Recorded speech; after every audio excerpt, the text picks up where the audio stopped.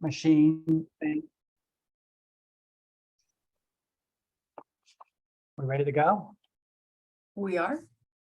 Okay. Good afternoon, everyone. Welcome to this meeting of the Preservation Board. To establish who's here, I'm going to call a roll, and the order in which I call the roll is the order in which I will ask for votes today when necessary. Commissioner Colleen, are you here?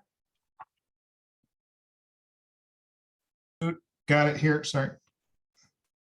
Commissioner Hamilton, are you here? Commissioner Robinson, are you here? Yes. Commissioner Richardson, are you here? Here. Alderman Coder, are you here? Commissioner Allen, are you here? Present. And I am here. Commissioners, I count Killeen, Robinson, Richardson, Allen, and Callow as present. Barb, do we have quorum? Yes, indeed. Okay, then. That's a good thing. Commissioners, has anybody read the minutes for July 25th, 2022? And if you have, do you have a motion? Mr. Chairman, I've read them and I move that we approve the minutes from July 25th, 2022. Second. Second. Any discussion? Hearing none. All those in favor signify by saying aye. Aye. Aye. Can I just ask who seconded? I couldn't quite catch that. Aye. I have Richardson. Richardson. Okay, commissioners, we have approved the minutes of the July 25th meeting. Look down through the agenda if you would, please. Does anybody need to recuse themselves from any of these discussions? Does anybody have a suggestion to change the order of these discussions? Okay, hearing none, all commissioners agree that they have no conflicts on this matter, and this will be the order of our agenda. So to begin, agenda item A is 2216 South 11th Street. Mr. Chairman, if I may, before we begin, just so that the members of the public are aware that this meeting is being recorded. If you wish to speak, please put your full name and the agenda item that you would like to speak on in the chat. We will call on you when we get to that agenda item. Comments that are made in the chat don't count towards the public record. So if you want your comments to be part of the public record, we have to call on you, you have to speak. And that's all. We'll just be paying attention to the chat. Thank you. Thank you very much.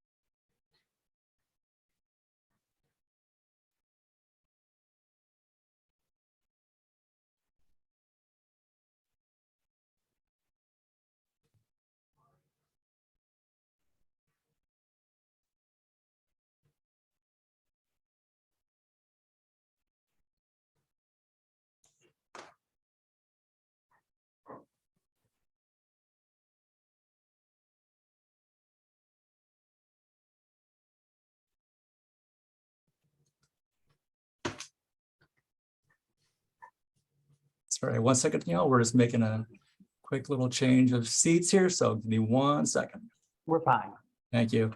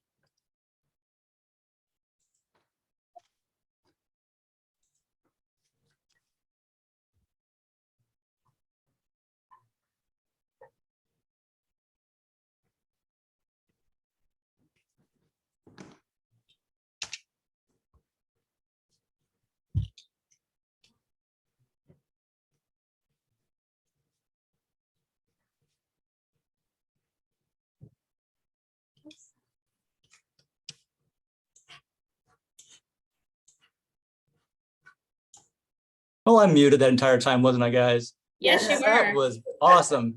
Well, I'm glad that somebody said something as I ran through my whole spiel, and I do apologize. Okay, do we have a motion? Yeah, it's honestly, we are fine with it. Florida's fine with it. I apologize for that. I sincerely apologize. We're fine with it. We recommend approval. The applicant is here if you want to speak to them, but we have no issue with it. And also the neighbors also fine with the project.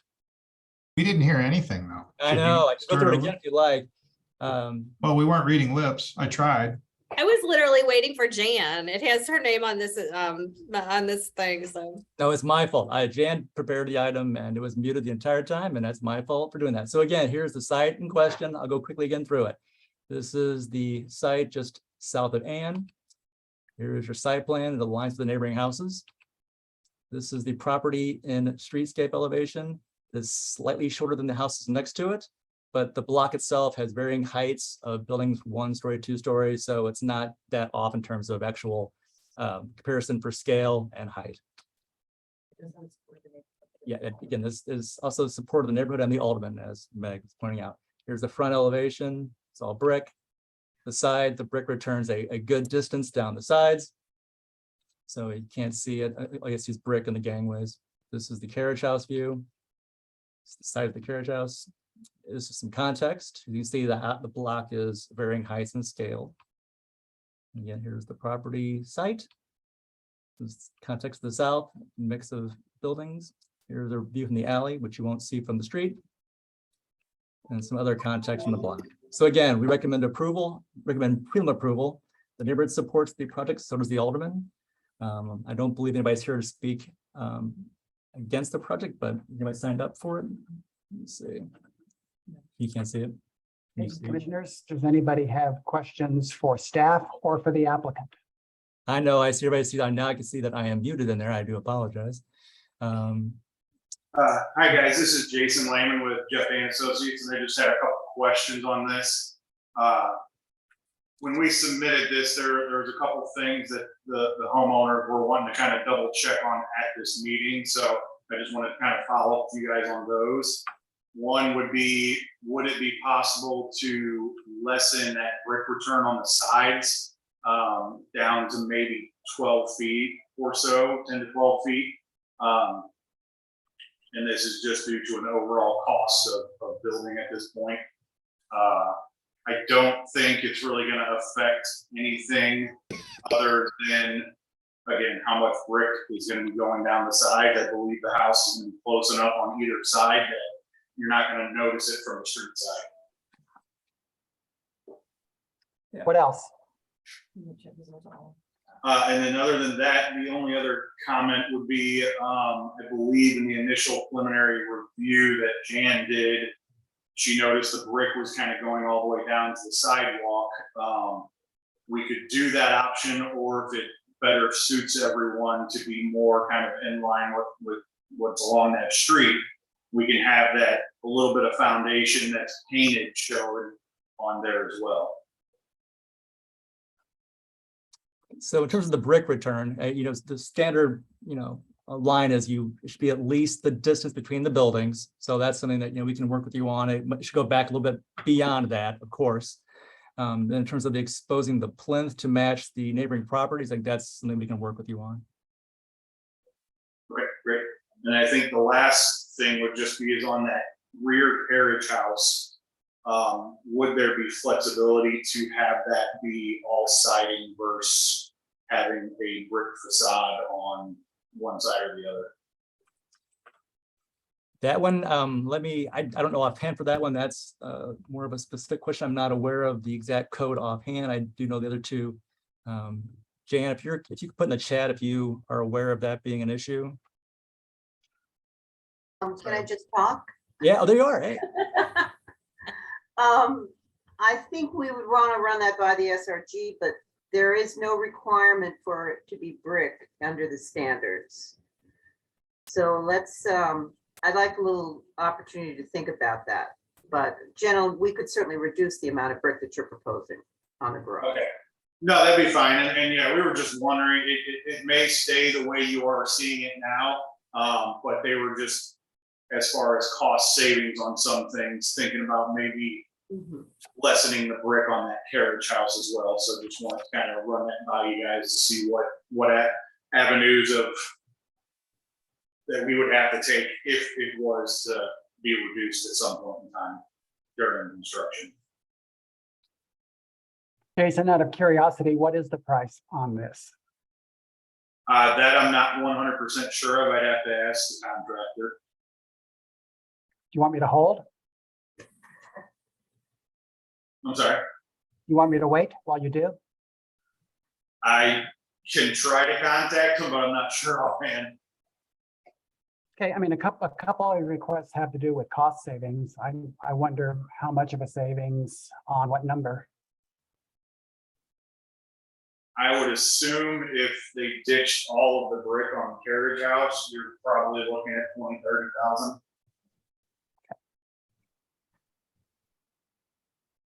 Commissioners, any other questions?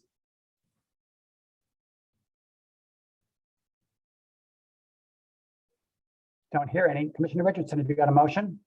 Yeah, I move that the Preservation Board grant preliminary approval to the project with the condition that the final drawings, details, exterior materials, and the things the applicant just discussed be reviewed and approved by the Cultural Resources Office. Second. Any discussion? So I'm curious, staff, is that something that what he's asking, is that big enough where it needs to come back to us, or can you guys just work that out? No, I think we can work it out. Okay, thank you. Yeah, Other we could not questions? hear the second, the something cut out on the, I'm the second. Mike Colleen. thank you. Further questions? Okay, commissioners, I'll call a roll. There's a motion on the floor that has been made and seconded. Commissioner Colleen, do you vote yes or no? Yes. Commissioner Robinson, do you vote yes or no? Yes. Commissioner Richardson, do you vote yes or no? Yes. Commissioner Allen, do you vote yes or no? Yes. The chair abstains on this vote. There are 4 yeses. There are no nos. The motion carries. Thank you, commissioners. Calling agenda item B, 410 North Newstead. Hello, I am Audrey Gagan from the Cultural Resources Office. And this is 410 North Newstead, Greystone condominiums. This is the location at McPherson in North Newstead. It's on the northeast corner. Here are some just closer views of the existing windows on the building. And some of the types of windows that are proposed to be replaced in 2 of the units, 7 East and 11 East. They are proposing to replace the existing aluminum replacement windows that were installed in the 1980s when the building was rehabbed. All of the original steel multi-light windows in the building were replaced at that point, other than there's maybe 3 on the rear of the building that are in not in units. Since then, that time, 16 units on the upper stories have been replaced, with 15 of them in this configuration that I'm showing right now. Basically, the applications for the 2 units would replace with basically the same thing as what is shown in those photos. They are proposing to use Quaker aluminum slider windows. One is a single slider and the other ones are with a fixed unit in the middle and in sliders. As a condominium building, each condo unit owner is responsible for replacing their own windows. The Cultural Resources Office cannot Wait. approve the proposed windows as they do not duplicate the original windows and configuration. Let me stop you there. Have you seen those condo documents? You mean as far as? As far as it being the responsibility of each condo owner to Yes. replace their windows? Yes, we requested from the building manager the requirements, and it is, they are owned by the condo units, not the condo board. And we met with the condo manager and some of the board members over Zoom and discussed it. So that's why they've been kind of done piecemeal, and previously we didn't have a very, I guess, active building inspector in this area. And so a lot of them were placed without permits. Like I said, there's 16 units that were placed since the 1980s. The windows at that time were not the best quality, I don't believe, and which is why they're all being replaced now. And there's these two units basically want to match what else has been done. There's not a really good way to, I mean, since so many of them have been done already, there's not a good way to change them back to a more historic window configuration without replacing all of them. And that's not really, because of the situation with already owning their own windows, it creates a big problem. Let's see. The condominium board would like to incorporate these proposed windows and configurations into their window replacement standards. Right now, they have standards, but they're not as explicit, I would say. I do have a letter from the Central West End Association that is in favor of this proposal. They understand that to replace all of them, you'd have to get all of the units to want to do it all at the same time. And like I said, most of these have been, a lot of these have been replaced already, so they're not probably going to be replaced anytime in the near future. And I believe that Jim Dwyer's here, so he can speak to that. Cultural Resources Office position recommends that the Preservation Board deny the preliminary review as the proposed windows do not comply with the Central West End Certified Local Historic District standards. Any questions? Do you have any pictures of what you want it to look like? Well, this is basically what we don't have. I don't have a photo of what they did look like originally. They were similar actually to the windows that were on 33 Westmoreland Place. They were basically multi-light steel casement windows with transoms. But like I said, there's maybe 3 left on the entire building. Thank you. I have a question. So I can see where the problem lies, you know, if we accept these kinds of exceptions and this becomes a dominant window form and everybody's just going to keep putting this window on because that's but is this a typical problem we've had in this historic district with other condominium buildings, and how has the staff and or the board dealt with this? For the most part, we don't have we haven't had a lot of buildings in this area that have had all of their windows replaced so badly, I guess. Most of them at least were sort of replicated what was there. So we haven't had this issue in such a large scale. We do have issues with people wanting, we other condo buildings where people want to replace their windows. But in most cases, most of the windows exist, either the existing windows are there, or when they were replaced, they mostly replicated what was there. I think these probably were not done that way because of the type of windows that were in there originally.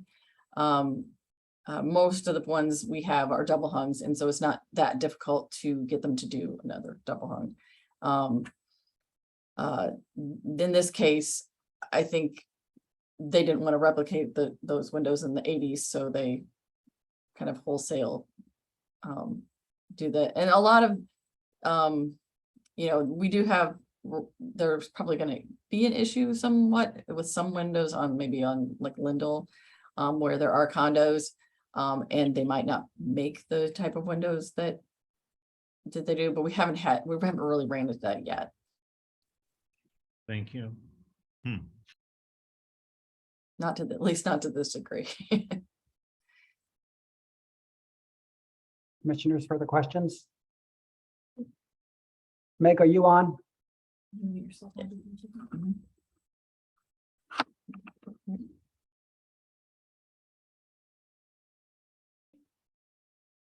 So what is it that you're asking us to do? Because this doesn't make sense to me.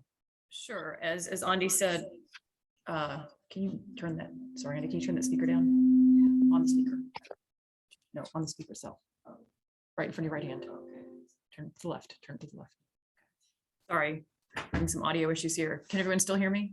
Mhm. Yes. Okay.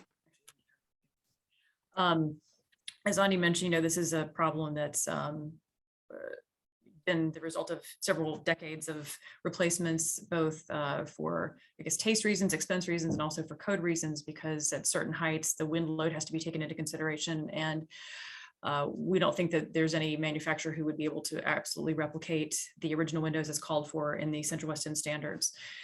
So we're anticipating that a lot of these windows are going to have to be replaced in the coming years. And if the Preservation Board saw fit to approve these windows, then we would hope that that approval would allow us to approve at the staff level other windows that are this type of window for this building. Otherwise, we would have to keep bringing every single application back to the Preservation Board for this reason. Turn it up again. So what you'd like us to do is not accept your recommendation. Is that correct?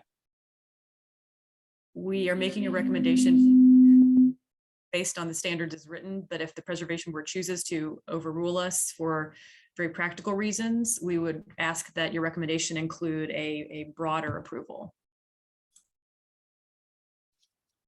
Okay. Is the applicant present?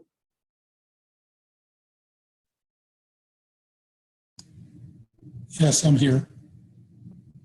Okay, what do you want us to do? Well, the customers are just wanting to do what condo wants, which is matching the existing windows. So they feel like if they put different type windows in there, it's going to make the building look funny having different style windows in that building. Chairman, I see the person testifying is Tom H. Do you want to get his name for the minutes? I do. Tom, what's your name? I'm Hayes, Hayes. And who are you? I'm the salesperson and I'm with Dalco Home Remodeling. Okay, thank you. Commissioners, Okay. questions for Mr. Hayes?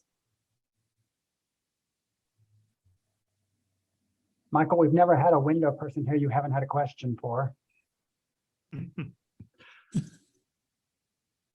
Yeah, well, I guess I'll throw one out there, which have you seen the original type of window on this building? And do you think, as a window manufacturer representative, there's a company out there that could make that window instead of what's proposed here? Well, I don't think you could get a match to what was in there originally. You could probably turn around and put in some aluminum casement windows with grids put into those windows to give it a similar type look. I think the problem is that you're going to have almost all the buildings going to have what's in there now.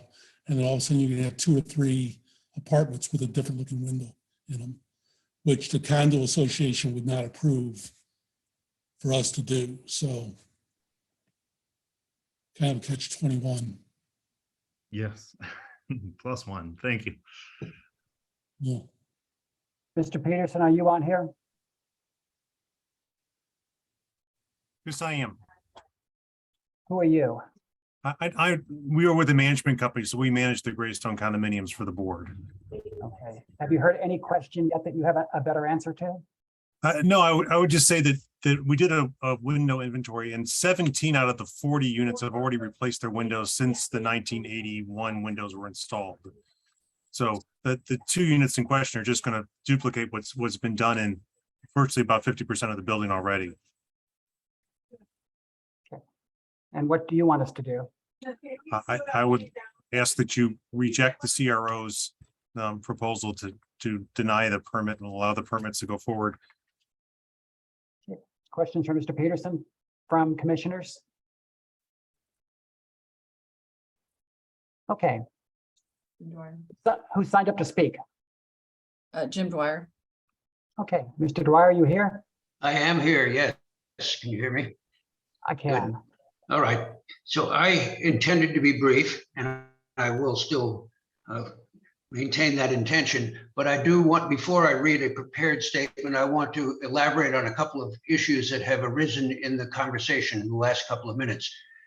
The original windows were iron windows, multi-light casement style windows, virtually all of which were replaced when Leon Strauss and Pantheon Corp redid the building in whatever year that was, I think the late 70s. And the windows that Pantheon installed would not conform to the standards today. And as has been mentioned a couple of times, many of the windows, I believe Mr. Peterson just said 17 of the 40 units have replacement windows that followed the Pantheon redevelopment. I think one major point, I participated in an earlier round of discussion about this issue and how it might be resolved. And one thing that I understood at the conclusion of that meeting that has not been mentioned today, I don't believe, is that there were 2 styles, and I'll get into the rationale in a second, but there were 2 styles of windows that were intended to be, or thought to be acceptable, assuming the Preservation Board agrees. One of which is casement windows on the first 3 or perhaps 4 floors, I think 3, and then sliding windows, 3-section windows, the middle section of which would be fixed, and the opposing sections would be sliders. No one was particularly enthusiastic about that style, and were there none in the building now, my hunch is that no one would deem it appropriate to approve those, but there are 17 sets of windows that apparently set a standard. So that's the context. My prepared statement is as follows. Chairman Callow and members of the board, a representative of the CWE Planning and Development Committee participated recently in a Zoom call regarding a permit application to replace windows in 2 units at the Greystone condominium. Among the several issues discussed were the fact that the original casement windows were replaced many years ago in a major renovation of the property, and that numerous windows have been replaced subsequently in a variety of styles, none of which conform to the CWE Historic District standards. It is understood that there is no prospect of the original window style being restored, and that uniformity is the desired objective. It was agreed that a single standard for any future replacements should be established and enforced, and that the style submitted for preliminary review today, while non-compliant with the CWE standards, would represent a reasonable resolution of the matter, in that it is consistent with the majority of the existing windows in the building and would, over time, result in uniformity throughout. While it is uncharacteristic for this committee to recommend approval of a non-compliant proposal, it is our sense that this is a reasonable resolution of a challenging situation, and we therefore recommend favorable action on the application before you. Thank you for your consideration. And then final note, just for clarification purposes, I believe what Meg is saying is that if it is deemed that this approach is suitable for these two units that are currently where there is an intention to replace the windows, that ideally that same standard would allow the Cultural Resources Office to approve any similar or subsequent proposals that are identical in style, window style, for a period of time, which I think she believes is 2 years. So end of testimony. Thank you. Thank you very much. Is there anybody else signed up to speak? I don't believe so. I can kind of address the what he was talking about with the first three floors of windows, which are now currently double hungs. And we remain that way. Basically, since they're using Quaker windows on the rest of the building, we would assume that like the Quaker window that we have approved is approved in other historic districts, not this one on the front anymore, but would be used in place of the sliders that are on the rest of the building.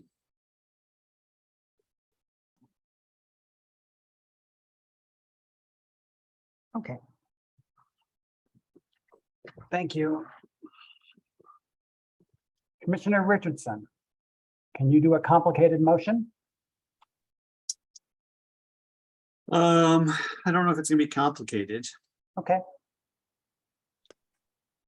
I would move that the Preservation Board overturn the director's denial and allow the windows to be installed as requested and serve as further guidance for future preliminary reviews. is there a second? Second with a question for discussion, which would be, how do we deal with Mr. Dwyer's idea of different windows down lower? Mr. Richardson. I'm not really dealing with that part of it. And I remove my second. I'll Is there- second. Was it Mr. Robinson? Alan, second. Oh, I'm sorry. No, Mr. Robinson's eyes are closed, and it's not clear to me that Mr. Robinson is doing anything but meditating at the moment. Okay, commissioners, there's a motion on the floor that's been made and seconded, and I think probably warrants some discussion. Commissioner Allen? Well, I agree with Commissioner Richardson that, you know, I think we should limit this motion to the upper floors. The base of the building's not being proposed. That would raise a whole other set of questions, but generally, I think, you know, this is a tough situation. And I think this is the approach that does the least harm, is just to replicate what's there. It's not proposing a different type of window, nor is it returning, you know, one unit's windows back to something. I think you froze, Michael. You did. So, freeze. I have a question. David, so are you suggesting that we just limit these windows to certain floors or above a certain level and don't deal with below?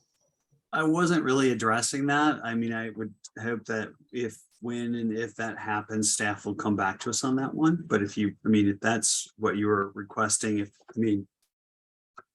Well, I don't know. I just, you know, Mr. Dwyer always seems to have a good insight on these things. And so I suppose we could limit it to just the floors in question or something.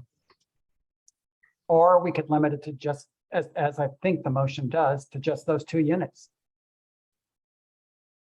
Oh, his motion, I think, David, you said it was for consideration of future units too, right?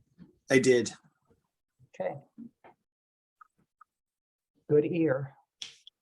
Further questions from commissioners?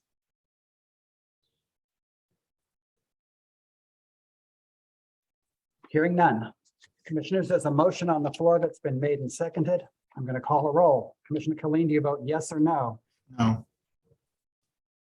Commissioner Robinson, do you vote yes or no? No.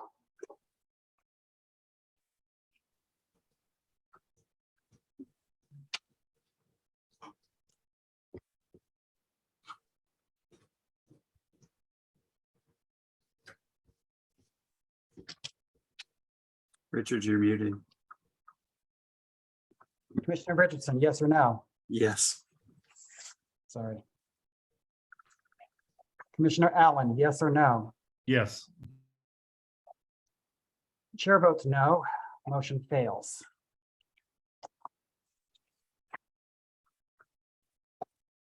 Commissioners, another motion? I would like to make a motion, Mr. Chairman, but first, would it, I know it's not normal, but would it be possible to consult with Jim Dwyer on this motion before I make it? You have, I'm sorry, is Mr. Colleen saying he has questions for Mr. Dwyer? That's right. Before I make the motion, I wanted to clarify the floor numbers before I make the motion. And I don't know if he has that information, so. Shall I respond? Yes, please do. My recollection, Mike, is that it's the first 3 floors that were thought to be appropriate to be outfitted with double hung windows. And I believe that is the current case, and that they would be maintained as the building standard going forward. And then above that floor, all of the windows that have not been replaced and that might be in the future would be subject to the standards that would be approved today if these 2 are approved. Does that respond to your question? It does, and I would suggest that we just deal with the floor from 4 above, and then when that bridge, we can cross that bridge when we comes to it for the first 3 floors. That seems a reasonable approach. Do you have a motion? I move that we overturn the director's denial and allow the windows for these 2 units to be installed as presented, and for that window design to be the standard for all windows to be installed at floors 4 and above in a, what would we say, a 2-year period? Is that what we were going for? Or just in the future? That's preliminary review is good for 2 years, so that's. 2-year period. Is there a second to that motion? Second. Seconded by Robinson. Is there discussion? Yeah, I guess I would just say, I think we need to, I don't like the word standard. I guess it would just be that would be the direction that we would provide staff when reviewing units above that floor, because again, we can't change the standards. Okay, I would accept that amendment to my motion. Commissioner Robinson, okay with that? Yes. Further discussion? Okay, commissioners, there's a motion before us. It's been made and seconded. Commissioner Colleen, do you vote yes or no on this motion? Yes. Commissioner Robinson, do you vote yes or no on this motion? Yes. Commissioner Richardson, do you vote yes or no on this motion? Yes. Commissioner Allen, do you vote yes or no on this motion? Yes. Chair abstains on this motion. That's 4 yeses and 1 abstention. The motion carries. Thank you, commissioners. Agenda item C is 2619 McNair.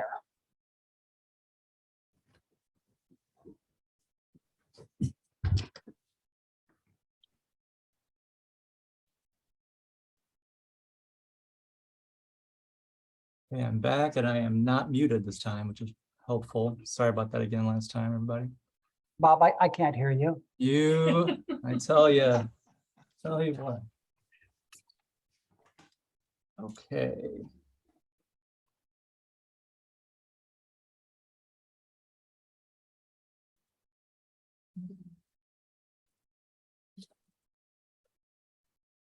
Okay, sorry, I'm back.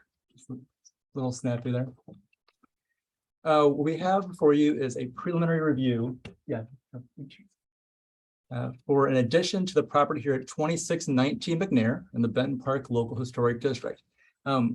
Just briefly, what we have 2 separate parcels, both owned by the owner. They're being consolidated right now. So we're working on that. They're gonna get that done before they apply for building permits.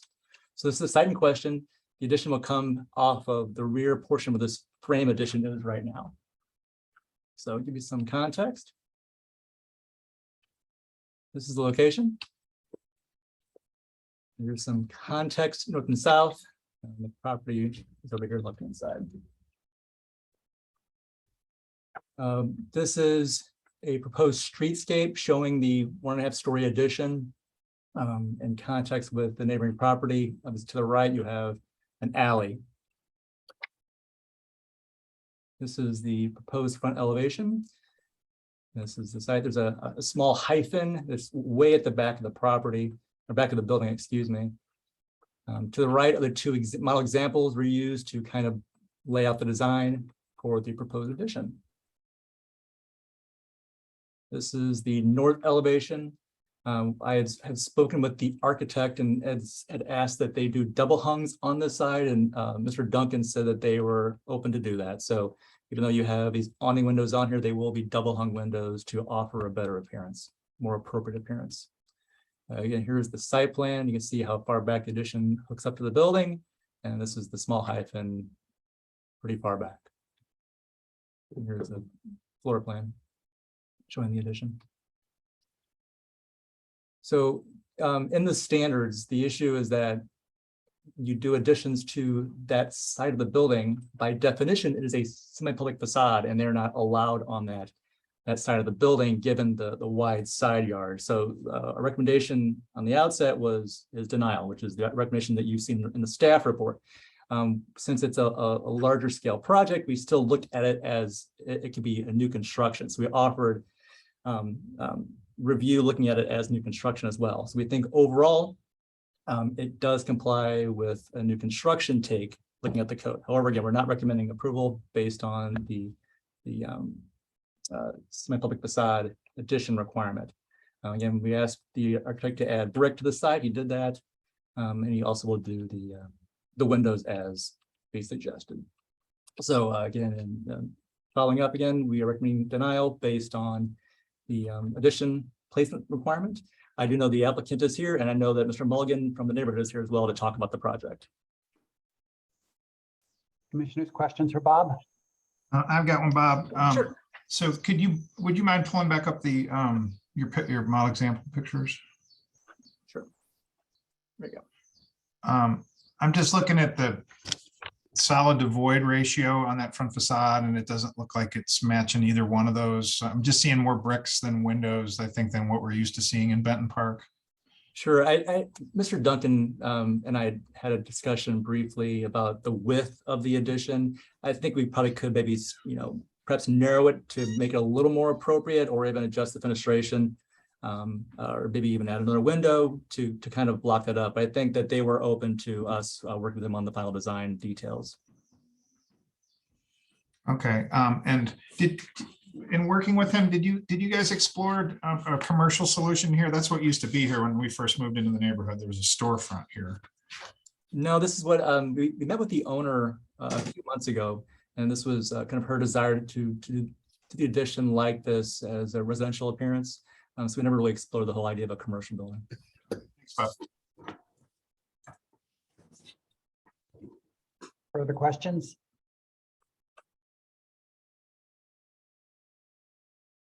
Okay, let's hear from the applicant. Are you here? This is Tony Duncan. I am Hi, here. Tony. Questions Hi. for Tony? Commissioners? Yeah. Tony, do you think we could work with Yeah. the solid and void and get it closer to the model example? It used to be closer to the model example, but we widened it for some direction from the owner to make it good, to grab more square footage. But yes, I think we could work with it. We certainly. Thanks. Yeah. And Tony, on the side elevation, Mhm. Bob mentioned the willingness to explore double hung windows. About what size are we talking about? Would they change these openings significantly? Yes, they would be a much lower sill. The sill would probably come 24 inches to 18 inches above the floor. I believe the owner was looking for a window that they could furnish underneath. And so we looked at some kind of an awning window that could maybe have some art glass in it, that sort of thing. That's more of an arts and crafts period.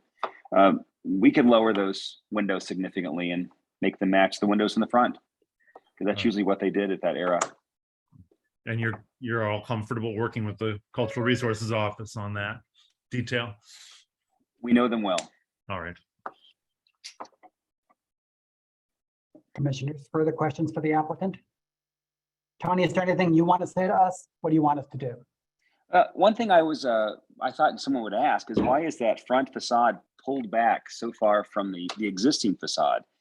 And most of that is driven by the square footage that the owner's requesting, as well as they'd like a little front yard, a little presence on the street, a little green space. And so that's what that was for. We'll be glad to work with Bob Bettison, CRO, and with Mike Colleen to make this into something that Benton Park would, and Tim Mulligan would accept. Further questions for Tony? Okay, Bob, who has signed up to speak? We have Tim Mulligan is here from the Benton Park Neighborhood Association. Okay, let's hear from Tim. Hello, Tim, welcome. Unmute. Richard, thank you, and welcome as well. The committee, the Benton Park Building Review Committee, met with the owners. I think a week and a half ago was our monthly scheduled meeting, and the couple was able to join us. And yeah, they expressed a desire to create space, at their home, that as they grow older, it would provide, the square footage and the accessibility being all on one level. So, that helped us, to better understand, the program requirements for that. We didn't really have an observation on the building being set back, as a negative. We appreciate, the north side, utilizing, brick, and then, certainly just getting the right proportions on the windows on the front as well as the side. So, I think we're supportive of this rendition, and I suspect it will only get better.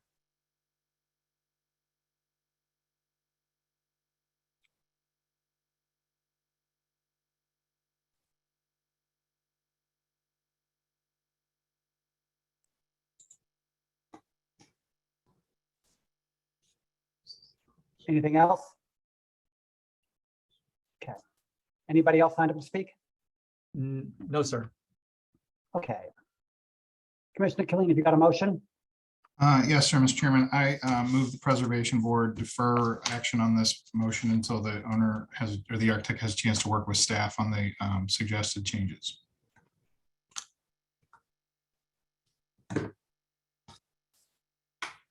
Second. I know we could just say work with staff, but I'd kind of like to see this again, see if they get the solid void right and so on. So. Discussion? I agree with Colleen. Let's see it again. Okay, commissioners, I'm going to call a roll. The motion is before you and it's been seconded. Commissioner Killeen, do you vote yes or no? Yes. Commissioner Robinson, do you vote yes or no? Yes. Commissioner Richardson, do you vote yes or no? Yes. Commissioner Allen, do you vote yes or no? Yes. The chair abstains on this vote. There are 4 yeses and 1 abstention. The motion carries. Thank you, Commissioner.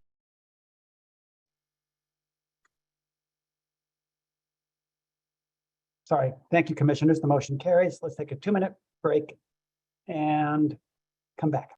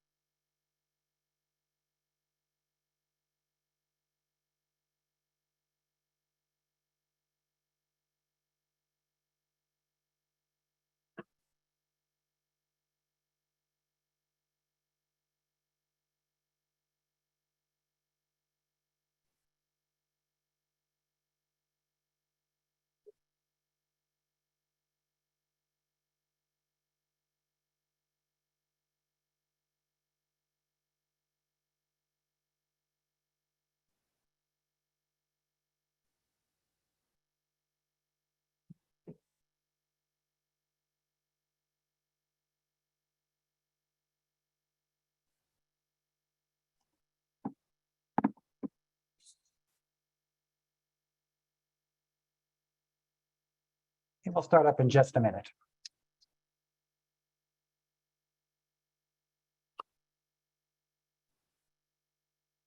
Barb Burkett, would this be a good time to ask you a question? Sure, I only did that because you just took a bite.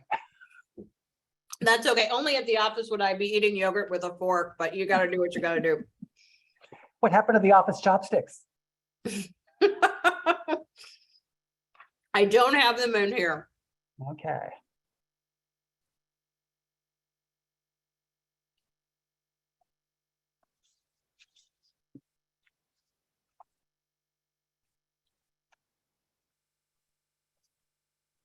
We'll go another minute and let some profiles turn back on. I enjoyed the appearance from Michael Allen's cat. Oh, I'm glad somebody did. No, he's trying to learn the process. He's heard there's 2 open positions on the board, so. Is very interested. Any chance he's a structural engineer? He thinks he is.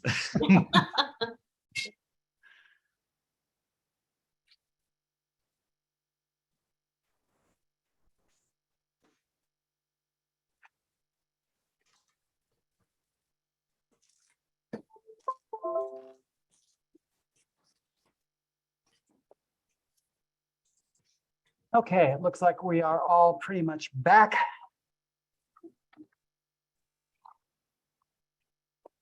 We're now going to change just a little bit and hear appeals of directors' denials. Our process will be fundamentally the same, although I will ask those who address the preservation board to identify themselves and to affirm that they are telling the truth. I would also like commissioners who vote on appeals of directors' denials to turn on their cameras when they vote. Okay, beginning first with 1728 South 8th Street. Okay, this is Bob Bettis with staff. I swear to tell the truth. I need to enter in ordinances 64689 as amended by 64925, which is the enabling ordinance, and then the Soulard ordinance, which is 57078. My presentation, the staff report, and the PowerPoint. Okay, so what we have before you is an appeal of a denial to install essentially a no parking sign on a garage in Soulard at the property you see before you. Here's some quick context. We're just to the south of the market at Soulard and South 8th. The applicant who is here and will speak briefly to you, will speak to you in a minute here, is having issues with people parking in front of his curb cut to his garage. So his solution was to install the sign that you see on your screen right now. It was a very large sign. The Soulard code restricts signage on non-commercial buildings to 100 square inches. So this is much larger than that. This is 300 something plus. So this was obviously not allowed. So we sent a citation letter out, and the owner replied and has appealed. The owner agreed to do a smaller sign, which it's kind of an evolution of it. The first one was going to be about 375-ish square inches. And then today we have a new one. It's going to be much smaller, roughly around 180 square inches. This is the latest one we got today from the applicant. So we've gone from this guy down to this. So it'll be a white lettering on a brown background to match the door.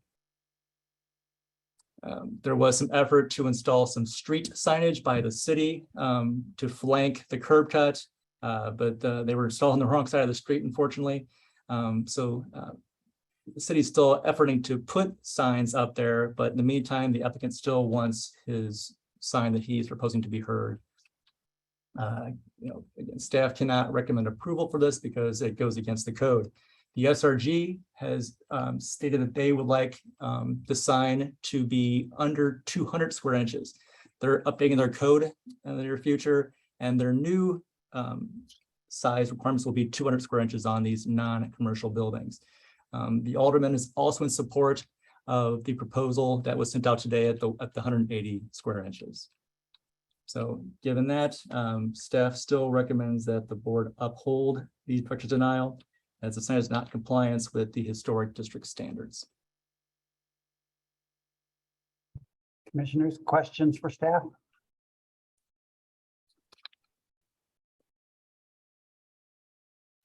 Okay, let's hear from the appellant.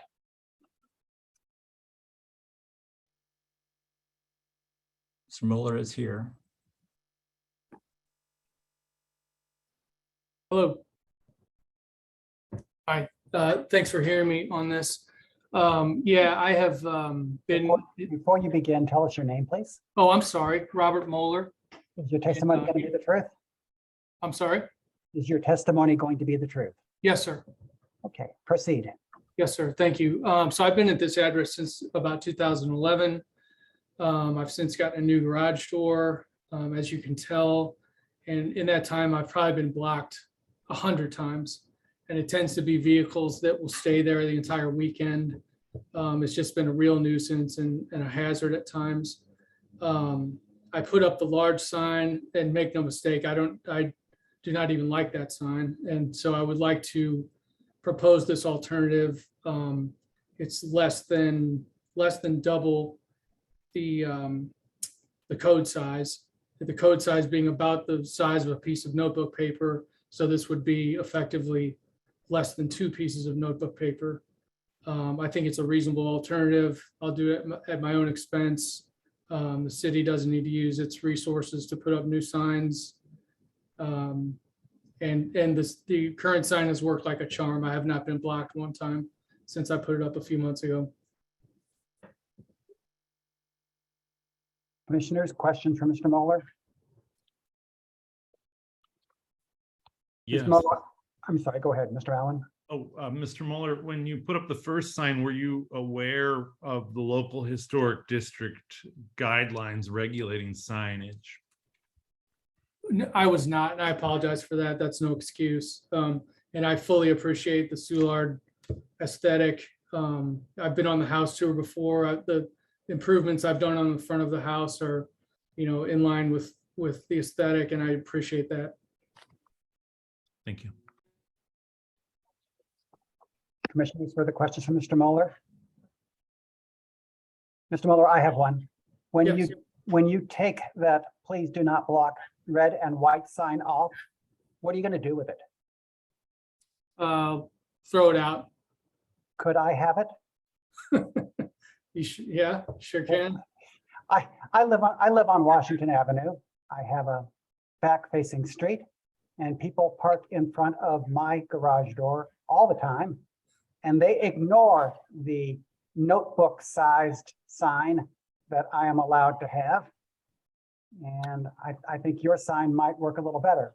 If you had come to us today and said you wanted a larger sign, I would have voted for it. However, you may have proposed a good compromise. Further questions for the appellant? Okay, is anybody here to speak? No. Okay. Good enough. Commissioner Robinson, are you here?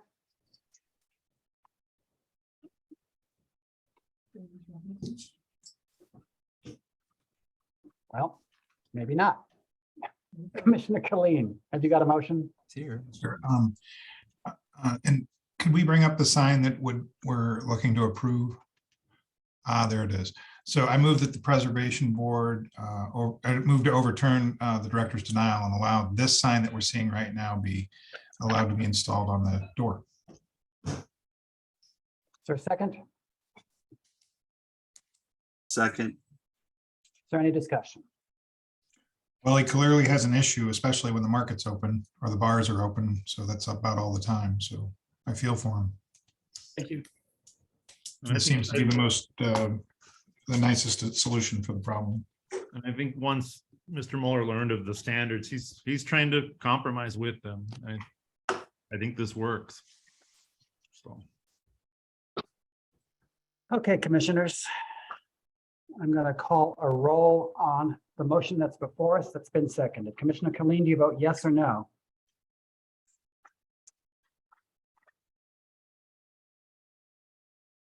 I'm sorry, I missed that. Yes. Thank you. Commissioner Robinson, do you vote yes or no? Yes. Commissioner Richardson, do you vote yes or no? Yes. Commissioner Allen, do you vote yes or no? Yes. Out of sympathy, commissioners, I'm inclined to vote no, but I am going to abstain on this motion as well. That's 4 yeses and 1 abstention. The motion carries. Good luck, Mr. Mueller. Thank you very much. I appreciate your time.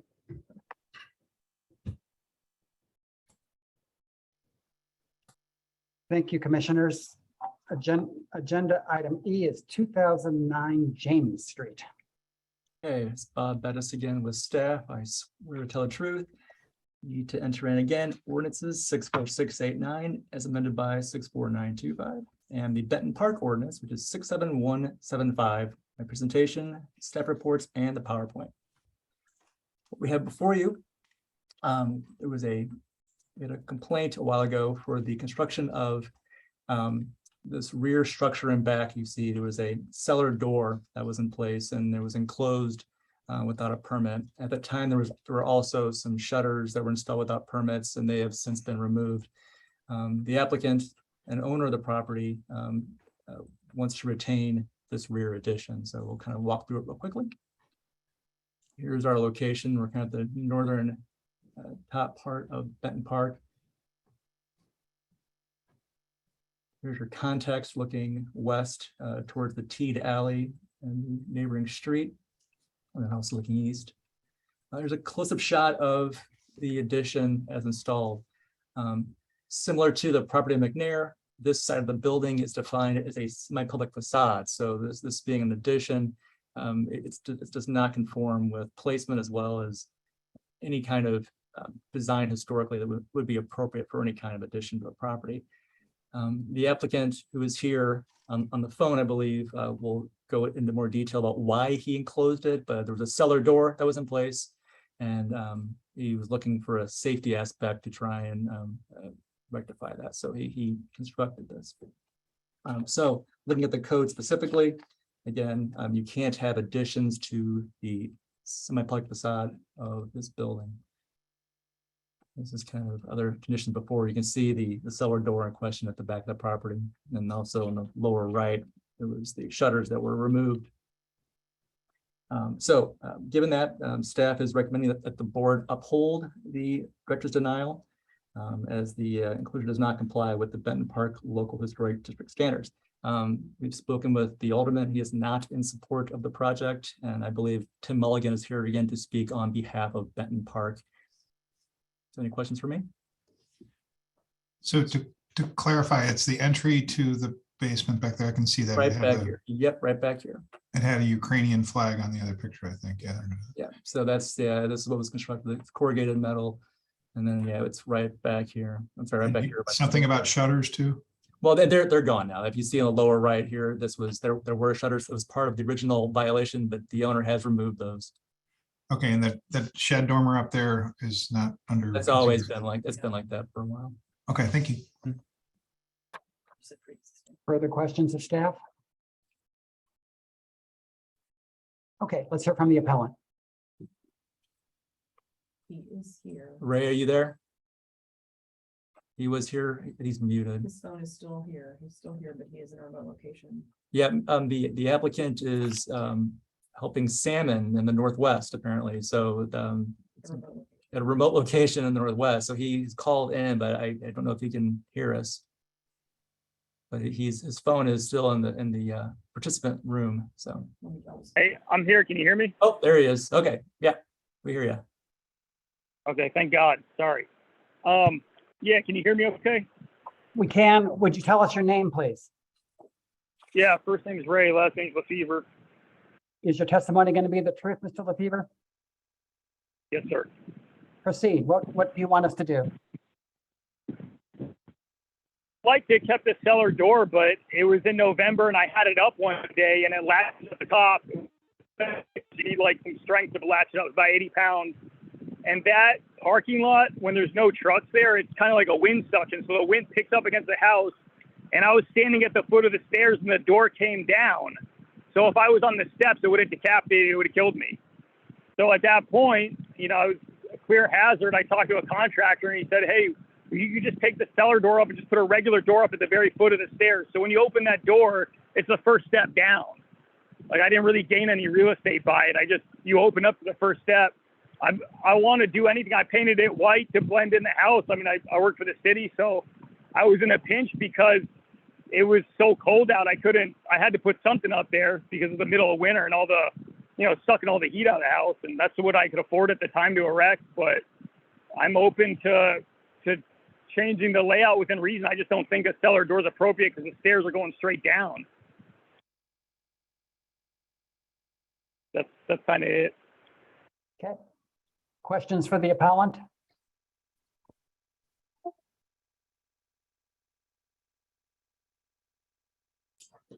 Thank you. Stand by. Yeah, yes, Mr. Colleen. For the appellant, sir, I'm just curious, would you say it would be a financial hardship to have to take this down and replace it? Was a lot of money invested in this? It's a financial hardship for me because I don't make a lot of money, but it was a decent amount was invested to erect it. Yeah. So if I was to tear it down, it would be a complete loss. And then to erect something new, I just don't know what other idea other than a cellar door would work for that space. That's all. And when Like we say, I'm willing to go ahead, I'm sorry. go ahead. I just want to clarify the term, and maybe this is a question for staff. When we say cellar door, is it sort of like a Wizard of Oz door? You open it up and went down there? Is that what it was? Actually, Yeah. no, because real quick, so the door doesn't, the door you're thinking of has like a handle and it opens up sideways. This one, the pivot point, I guess wherever the fulcrum would be, is at the top of connected to the house at the top of the doorway. So it only opens up upward. It doesn't open up side to side, which is part of the problem because it was just one giant heavy door latched up. So when it becomes unlatched, it falls straight down. And if you don't let it down under control, it would basically break itself over time because it's so heavy. Okay. Thank you. Further questions for the appellant? Okay, Bob, who's here to speak? Tim Milligan. Tim? Thank you. You are still sworn in, Tim. I am, and this will be the truth.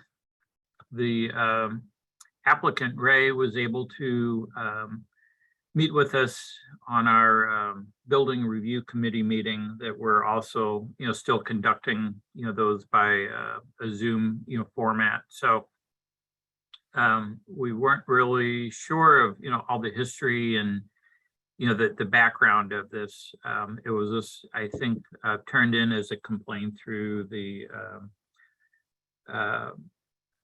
Citizen Service Bureau, I believe, was the nature. So we didn't really know the detail on that. The appearance of it is such, and I agree with the owner. I mean, it literally is adjacent to a parking area utilized by semis, servicing the former brewery complex, across the street. So it's not terribly a great setting. But nonetheless, it's a building that dates to, I think, the city has it posted as the 1880s. So certainly is historic, to the neighborhood. The appearance of the current entry door and addition isn't anything that the neighborhood can even come close, to starting to support. We did, I guess, sort of take a background that, our first pick would just be to replace, the traditional cellar door with one that would, open as a pair of doors, at the side. And, those generally the newer doors, have a keeper. So once the door is opened, it sort of is fastened into position, and it requires, like, it's a two-handed operation in order to, to close that door. And if that isn't, practical, our suggestion is, to somehow, nullify, that current edition where it just wouldn't look as, I guess, impromptu construction. I mean, it sort of has the appearance of leftover building materials, and it isn't really fitting, for the neighborhood. Our main consideration on any exceptions like this is just how do we keep this from becoming a precedent, elsewhere in the neighborhood. So that's the neighborhood's position. May I ask, Chairman, who was that speaking? And as I was looking for that name, which I think is just appearing as a phone number, I know you reminded all the board members to turn on their videos, and I see that everyone needs to comply with that as well.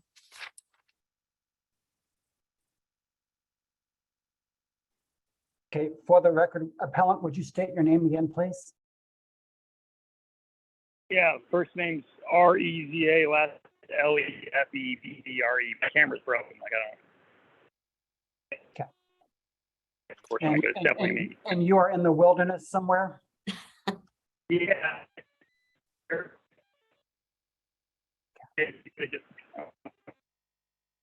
Barb, does that satisfy? Yeah, I just wanted to make sure we captured that for the record because I was having trouble finding it. So, and that I also, that was when I noticed that you have people that, yeah. Okay, very good. Thank you. Okay, awesome. Can I make one statement real quick? Don't want to talk. Wait, when I'm not. are fish going to be involved? No. Okay. The picture of later on. I mean, Have you caught anything? no, it's the salmon run. I'm helping out with some environmental cleanup so the salmon can make it up. I'm on Vancouver Island right now. Well, now I feel awful. I accuse you of killing the fish and you're actually helping them be born. No, I'm trying to unblock the river so they can make it. Okay, yes. What is your comment? Oh, I was just going to say that rather than ripping it all down, I would be okay with doing a matching facade along the side so you don't see the corrugated tin anymore. It was new tin I purchased. I didn't rip it from a salvage project, but I could cover that with brick to match the house. If that, it would cost me more, but I think I would have an actual door instead of like a cellar. The only reason I'm opposed to cellar is just there's so much wind. It's like a wind tunnel. So it's just, no matter what design I get, they're always going to blow the door shut and I'll be back to square one.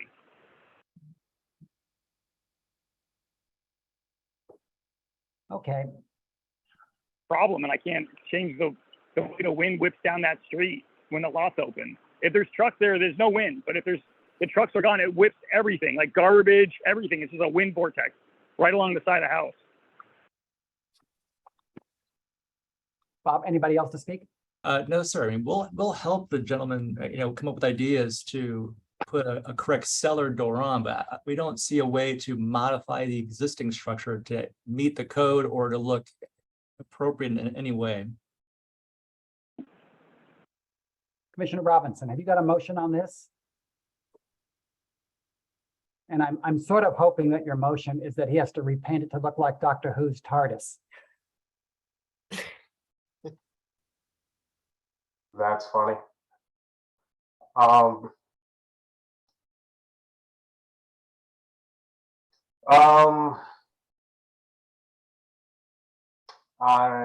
move that the Preservation Board uphold the staff's denial. Is there a second?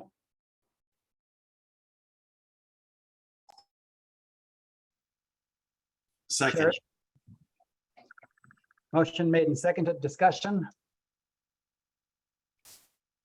Well, I guess I just want to say that he did declare it could be a financial hardship for him. I know that we don't like people putting things up without a permit and then declaring financial hardship to tear it down. But the brick solution, I don't know, it could merit a little study. But anyway, I'm just want to open that for discussion. Further comments from commissioners? I mean, Mike, do you think if we deny this, that would propel some innovative design thinking. We could still come back with a preliminary review for a brick wall there, right? Oh, I think if he's denied, Barb, maybe you can tell us, but I think he's done, right? He's got to take it down. He can bring, a new design. There's no limit on the number of new applications for completely new designs that you can make, if that answers your question. Yes, ma'am. Thank you. I mean, this is done as it's been built, but we can still maybe work on something else that we would approve. Potentially. Further comments from commissioners? Okay, commissioners, there's a motion on the floor that's been made and seconded. Commissioner Killeen, do you vote yes or no? No. Commissioner Robinson, do you vote yes or no? Yes. Commissioner Richardson, do you vote yes or no? Yes. Commissioner Allen, do you vote yes or no? Yes. The chair abstains on this motion, counts 3 yeses and 1 no, the motion carries. Thank you, commissioners. Ray, we'll work with you when you get back, okay? Yeah, I was just gonna say one thing. I could tee up with a guy that does a lot of masonry work in the neighborhood and maybe see have him look at it and see what he thinks would be best. Give me a To call. salvage what I have. All right, take care. Thanks. Thanks. Good for the luck time. with your mission. Take care. Okay, commissioners, calling 2730 McNair. Okay, again, Bob Bettis with staff, and we'll tell the truth. Enter in 64689 as amended by 64925, which is our enabling ordinance. And then Benton Park ordinance again, which is 67175, my presentation, step report, and my PowerPoint. Okay, so this is Arzola's restaurant over at 2730 McNair. It's the corner of McNair and Lynch, across from Fremont Park. The proposal, there's some context giving you an idea of what's going on. The proposal is to construct a covered patio in the rear of their property. It's attached to the building. So right away, the way the Benton Park rules read, it requires a model example. So whatever you attach to it, be a large pergola structure or a large patio structure, you're not going to be able to comply with that standard. So we have the patio structure, and then secondly, they are going to propose to do a horizontal fence, which is also runs contrary to the standard, which does not allow for horizontal fences. The design again, it's in the back, but it is street visible from Lynch. The entire parcel, both properties are on the same parcel. So it is technically the corner property, even though it sits one building off. So this kind of gives you an idea of the area of work in question. This is the structure and cross section, kind of giving you the extent of it. Again, it's kind of just tucked back, and that's that building back there. So here again, this gives you context and the subject proposal. So the code says for new appendages, you need a model example. So unfortunately, again, you're not going to find anything like this historically. So it's why it was denied. And then also for the fence. So given that, CRO recommends that the board uphold the structure denial as the patio roof structure and the fence, as they do not comply with the Benton Park Local Historic District standards. Mr. Mulligan is here again, I believe, to speak on the item, and as well as the applicant. Okay, questions for staff from commissioners? Okay, let's hear from the appellant. Good evening, everybody. This is Kobe Arzola. Mr. Arzola, will your testimony be the truth? Yes, it will. Proceed. I just want to thank everybody for allowing our attendance here this evening. As was stated, and with Mr. Bettis having been of assistance to us, we're obviously asking that the denial of our permit and the project itself be overturned by this board. The couple of items that were brought up, certainly we are, as both commercial tenants, owners in the neighborhood, and residential owners in the neighborhood, we are very not only supportive of those rules and effects that are in place, and also want to be considerate of them, and at the same time also want to support the well-being of our business there in the neighborhood. The couple of items that were brought specifically with the attachment to the structure, that decision was made specifically for the support and safety of that structure, while also maintaining as much horizontal floor space on the patio so as not to discourage open guest flow, maintenance of certain corridors on the patio, and to reduce the overall amount of guests that we can accommodate there. Doing so would put our business at a bit of a challenge to bring the type of revenue that is necessary to sustain. And so we did that strategically, both from a space perspective as well as from tying into the existing structures which we own, for the security and the safety of those.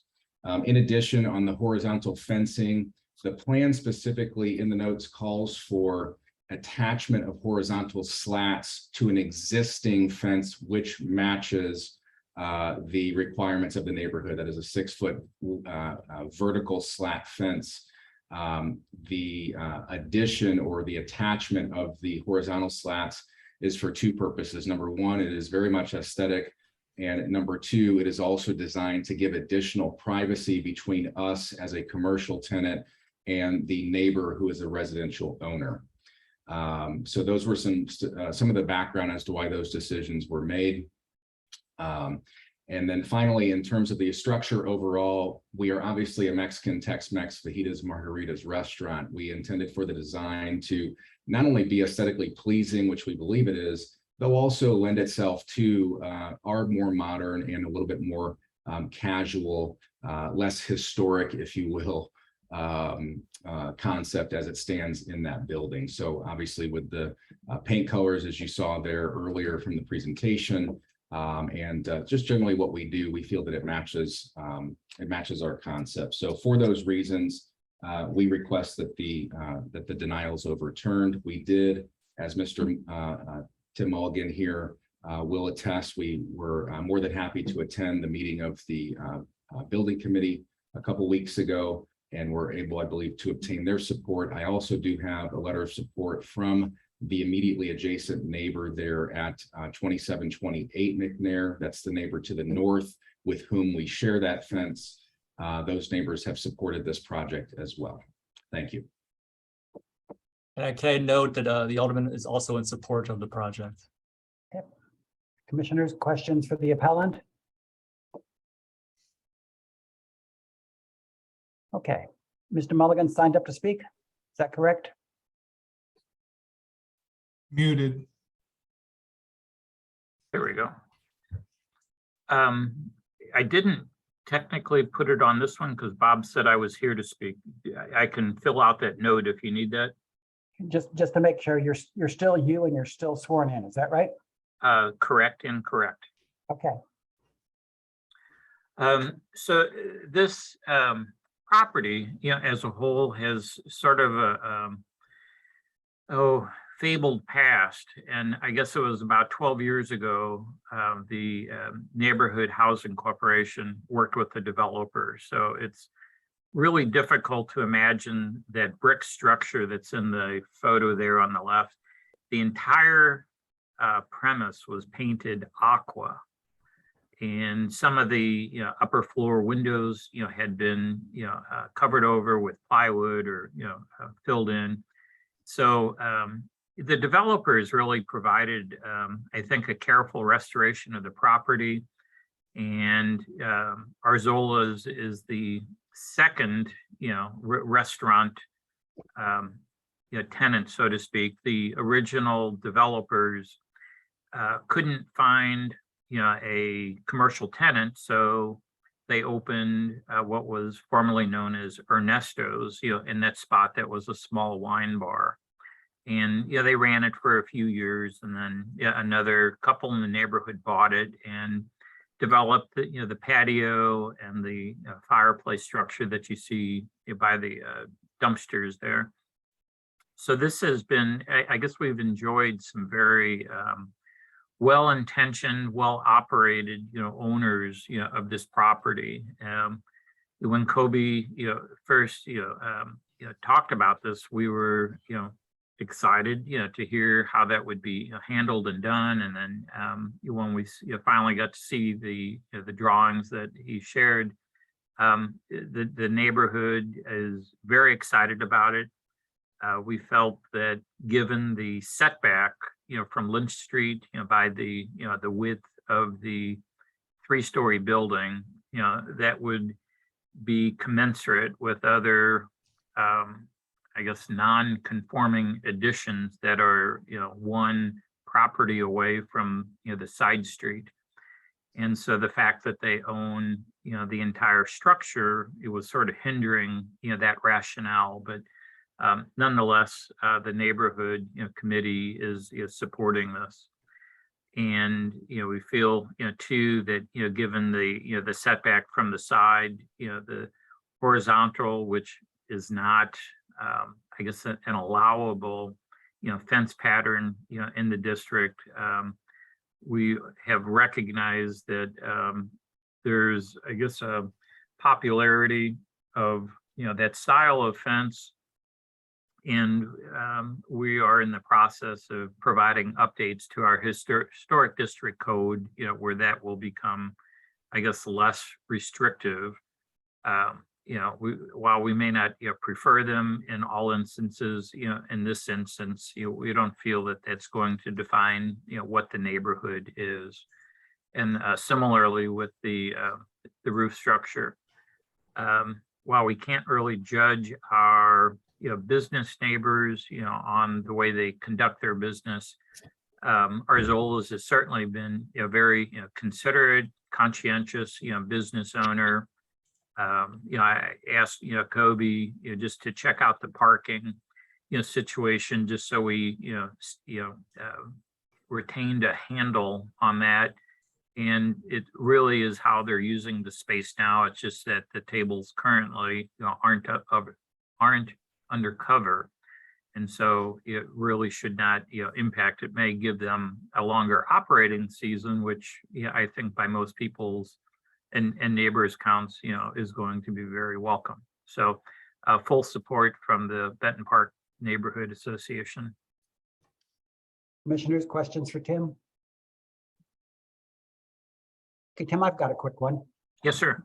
Under what circumstances would the neighborhood like us to overlook the requirement that there be a model example? I'm probably not the right person, to ask that. I mean, we had, when the code was developed, 15 years ago, we spent months, researching other codes on interpretive architecture and, how something could be inspired rather than becoming, a model or replica architecture. So I feel we've been successful using, that premise, as a guideline.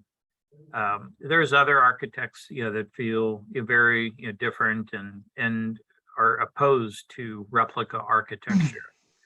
And, I think, where it has been done, correctly, and there's a level of quality, with the building, generally most, I guess, non-professional, really can't immediately distinguish, what's old and what's new, which, I think we've, heard from the neighborhood is more of a preferred sentiment, as opposed to, striking contemporary buildings that, may be great architecture, but, most people don't have a trained eye to appreciate those.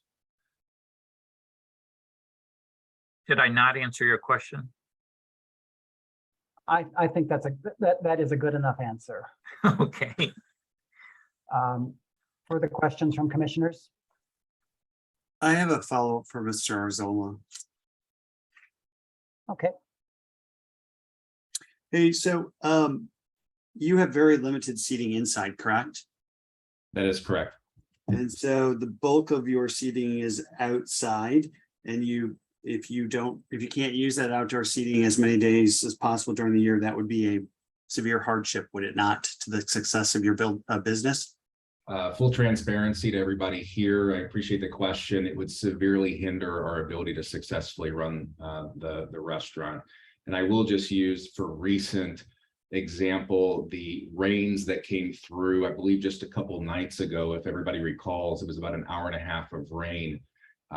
We are forced to take what is a bustling patio and move all of those patrons inside into a restaurant with a maximum occupancy load that is quite low to operate a restaurant. And so we're immediately forced into a situation where we have guests standing in several different places that should likely be maintained as open lane for customer traffic. And yes, sir, it absolutely hinders our ability to operate. Thank you. Further questions from commissioners?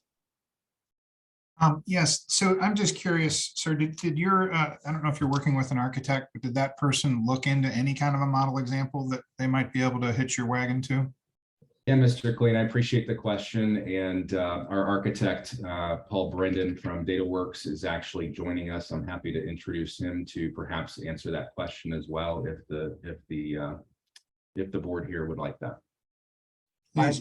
You want to ask him that question? Yeah, Paul, did you hear my question?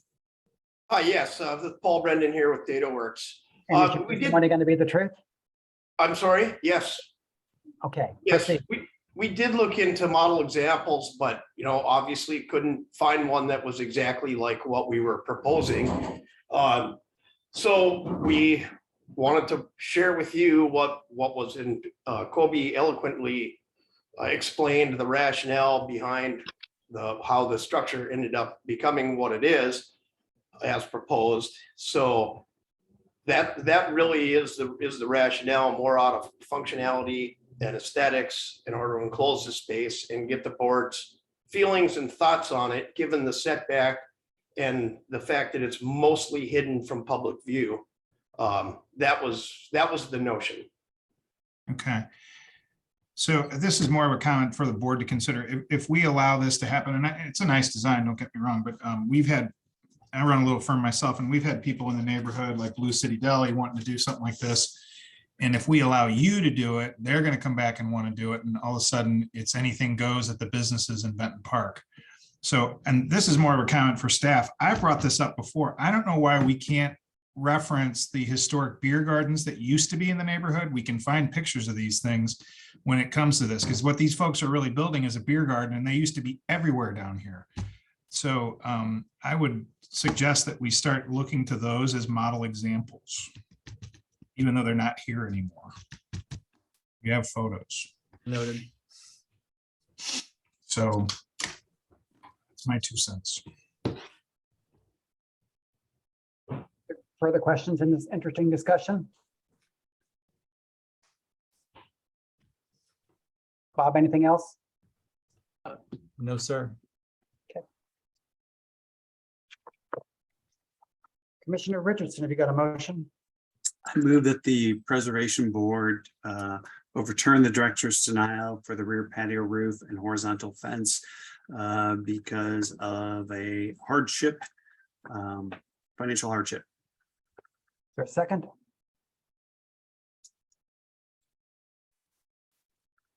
Chair seconds for discussion. Discussion, Commissioner Richardson? I think we have allowed, we've granted variances in Benton Park. I think we did one for Milo's or Milo's. And I think the questioning there that since they do have very limited seating, this is the second business to take this, use this space. Allowing them to have this patio with this variance would let them be able to use it more around the whole year. And the neighborhood does support it. Further discussion, commissioners? Commissioner Killeen?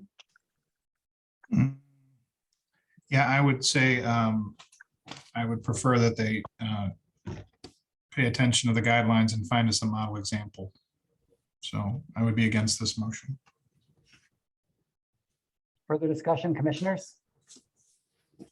Well, I just have a question for Commissioner Richardson. you put the word hardship into the motion. If you did not feel that a hardship was met, would you still be making the motion? I think it'd be harder to justify a variance. Mhm.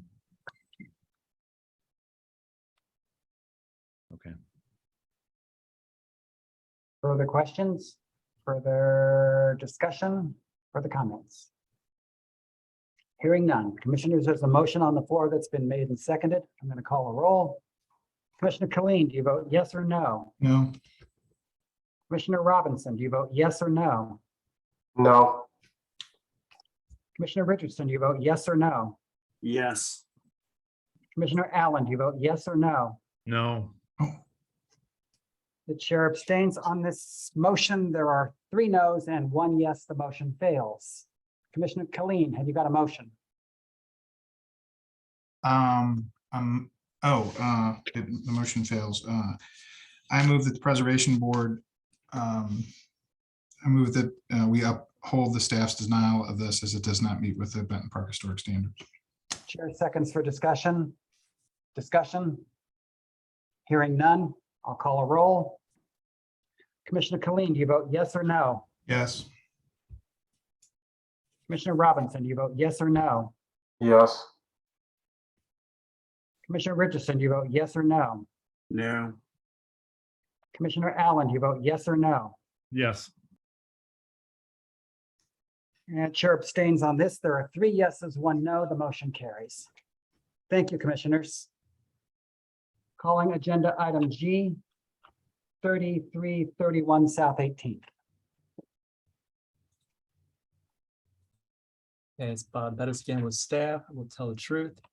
Need to enter in again ordinances 64689 as amended by 64925 Benton Park Ordinance 67175. My presentation, staff report, and the PowerPoint. This is in regards to an addition to a rear garage at 3331 South 18th Street here in Benton Park again. This is the property in question, the side yard. Adjacent to the property is owned by the property owner that owns the house, and he is in the process of consolidating the 2 properties into one. The subject garage is highlighted here. The addition is being added to the south facade of the building back here, and there's a direct line of sight to 18th Street. Here's some context giving you a sense of the street. This is the proposed addition to the garage, referring to the lean-to shed on the site plan here. It's a smaller shed frame addition to an existing frame garage. Now, this is the view from the sidewalks. Again, there's your site plan, and then this is roughly the outline of what is being proposed. The applicant began work prior to applying for a permit. He began excavating out to pour the pad for the work, and then he applied for the permit after the fact. You can see in these photographs that the shed will be the addition will be below grade slightly. There will be a retaining wall that faces the alley. So the shed addition will be below grade a little bit, and will come off of the side of the building. And this kind of shows you that, illustrates what I would just explain to you about how they'll kind of cut out a little bit below grade for the shed. The drawing on the right shows the siding pattern. It will look like the garage. The east elevation here is just kind of the plan for framing. It is not necessarily what it will look like, and it will match the siding of the garage. The crux of the issue with this is that garages, like the other as we discussed tonight, require a model example. So this configuration of having a garage with this shed / a lean-to addition, you don't have a model example for it. So we're back to the same thing we've discussed previously with the other items, is that this does not meet the code because the garage this configuration would not have a model example. In addition, the proposal calls for a corrugated metal and PVC roof, which also would not comply with the standards, and that's also spelled out in the code as well.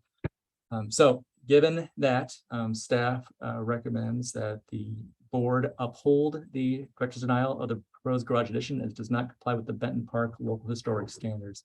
The alderman is in support of the submission, and Tim Mulligan is here. This time he is logged in to support, or I'm sorry, to comment on the item.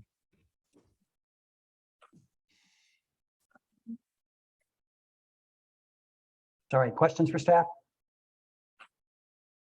Okay, hearing none. Is the appellant present? I am Tell us your name, please. Jim Tomaszewski, and I promise to tell the truth. Okay, what do you want us to do, sir? All right, well, so I'm hoping we can overturn the denial, but uphill battle, I fully realize, because there's no model example. I'm hoping mitigating factors are it's would be built 100 or 100 feet off the property line and below grade, as Bob said, and trying to integrate it in with the existing garage, which was built when we first moved in 2018. And I'm also willing to further screen that either with trees or fence or a combination of both, if that would be right along the retaining wall.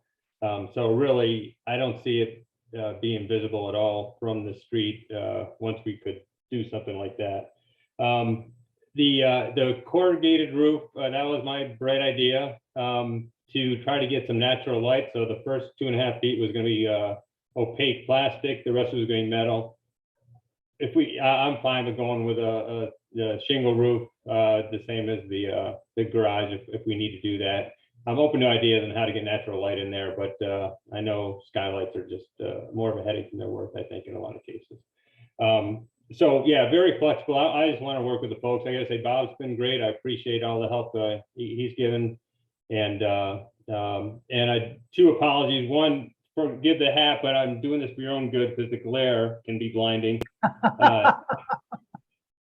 2, we have an ongoing permitted basement renovation going on. So I had the contractor there with his Bobcat. I asked him to excavate that area while they had the Bobcat here. I didn't know they were going to rock it and do all that, but good on them. They took a lot of initiative, but that was the intention when I had them dig it out. I said, hey, you got the Bobcat, take advantage of it while I put the permit in. So I apologize for that. That was naivety. And these drawings are all the best I can produce on PowerPoint. I'm not a pro at this, so apologies to Colleen and others who do this for a living. But so yeah, there it is. And I'm being curious what Tim has to say. That's all I got. Commissioners, questions for the appellant?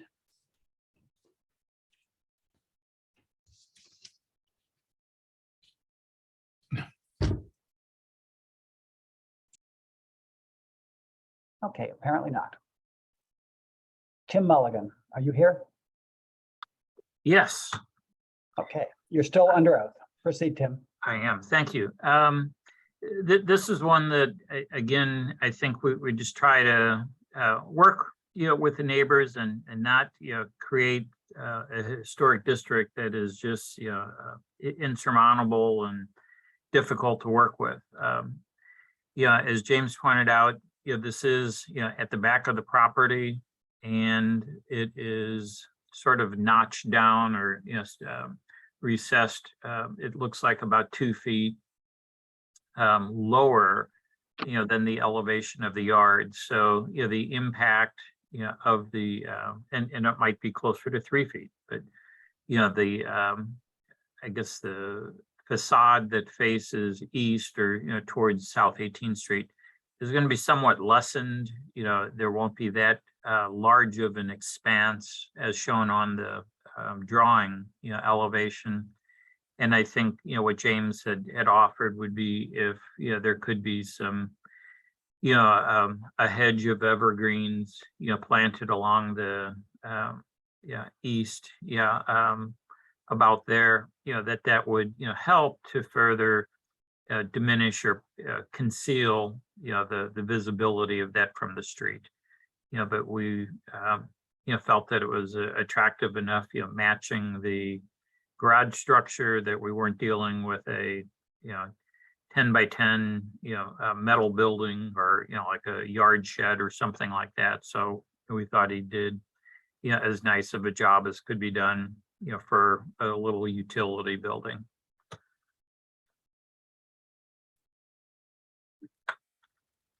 Any further comments, Bob? No, sir. Okay, I'll entertain a motion at this time. Does any commissioner have one? I had a question actually first for Okay. Mr. Mulligan.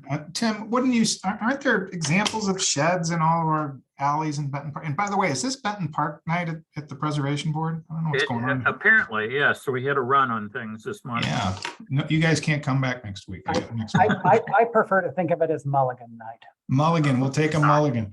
So, but just driving all the alleys, there's got to be a shed out there that would allow us to not have to think about this so much. Am I wrong? I mean, No, you're right. It's just that the property is being the side piece of the property is this currently, being consolidated with the lot that the home occupies. So, it presents itself. It doesn't have a building in front of it, which, it solves most of these problems, that it just is hidden behind, the house structure. So in this case, there is no house in front and it becomes visible from the street. all right. So, and this would be a question for you and staff and the owner. So here's a sketch that, I don't know if you guys can look at my little square there. Yes. The top design is what you're proposing. The bottom design says, no, let's build a cross gable instead of a shed.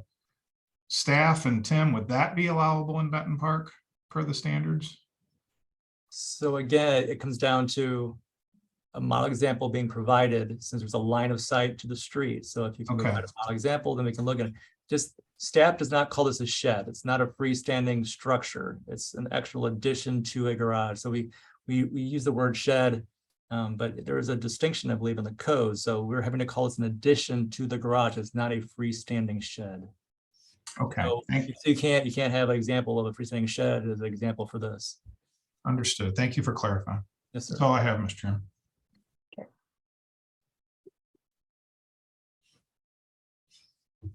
Okay, then. Commissioners for the motion?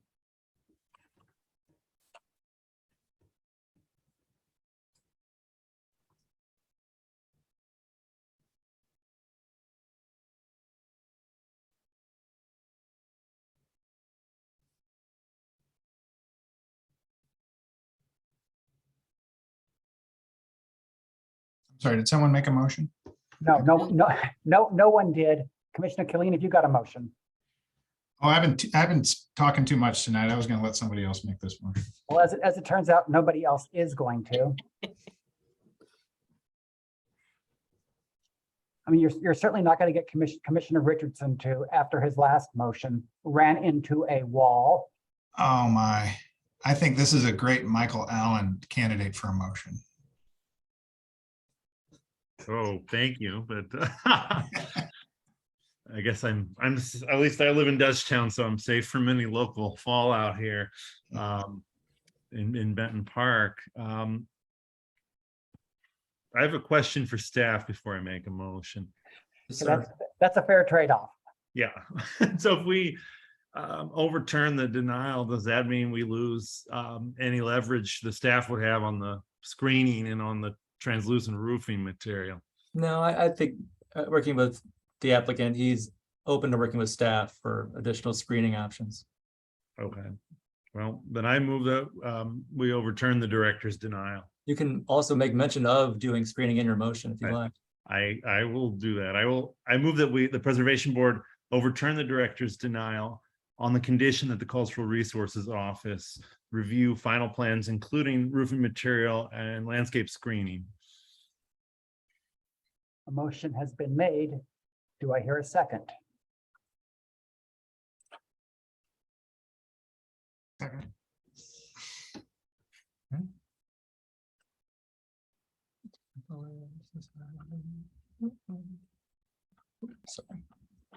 Okay, you outweighted me. The chair seconds it for purposes of discussion. Okay.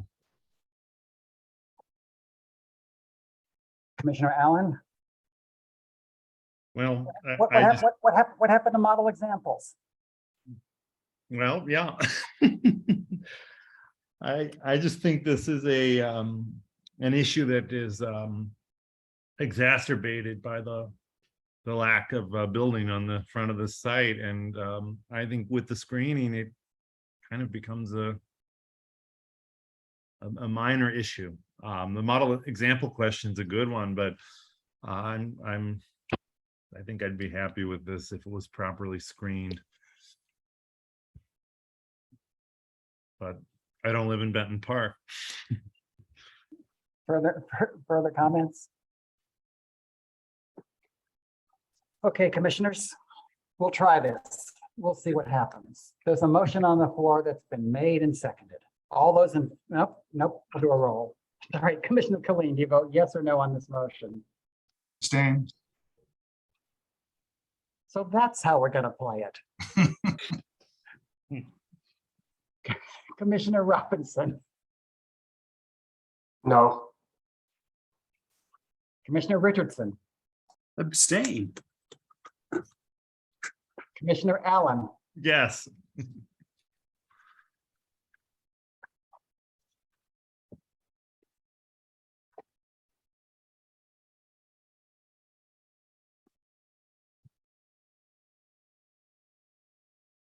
chair votes yes.